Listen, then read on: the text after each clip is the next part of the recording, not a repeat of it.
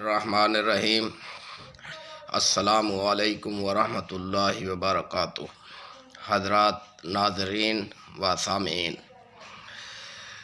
آج نماز کی 5ویں شرط نیت کے بارے میں کچھ بتانا چاہتا ہوں۔ آقا مولا حضور تاجدار عرب و عجم حضرت محمد مصطفیٰ حبیب کبریاء صلی اللہ علیہ وسلم نے فرمایا، انما الاعمال بالنیات ولکل امرئ ما نویٰ۔ نیتوں کا دار و مدار عملوں پر ہے، ہر اس شخص کے لیے وہی ہے جو اس نے نیت کی۔ تو حضرات محترم،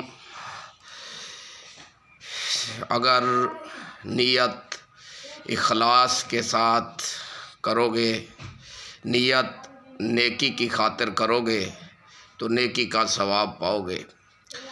اگر نیت نماز پڑھنے کے لیے اللہ تبارک و تعالیٰ کی رضا کی خاطر ہوگی، اللہ تبارک و تعالیٰ کی لقاء حاصل کرنے کے لیے ہوگی، اللہ تبارک و تعالیٰ کی معرفت حاصل کرنے کے لیے ہوگی، تو وہی ملے گا۔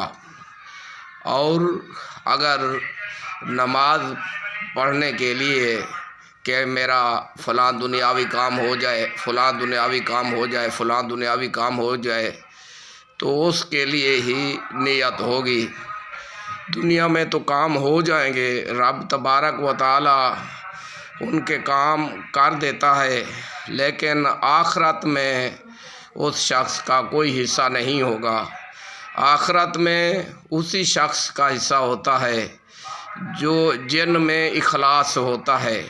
نماز اگر ہم اللہ تبارک و تعالیٰ کی رضا اور معرفت حاصل کرنے کے لیے، اللہ تبارک و تعالیٰ کی خوشنودی حاصل کرنے کے لیے نیت کرتے ہیں، دل کا ارادہ کرتے ہیں، نیت دل کے ارادہ کو کہتے ہیں۔ نماز میں اگر زبان سے بھی نیت کہہ دی تو یہ افضل ہے۔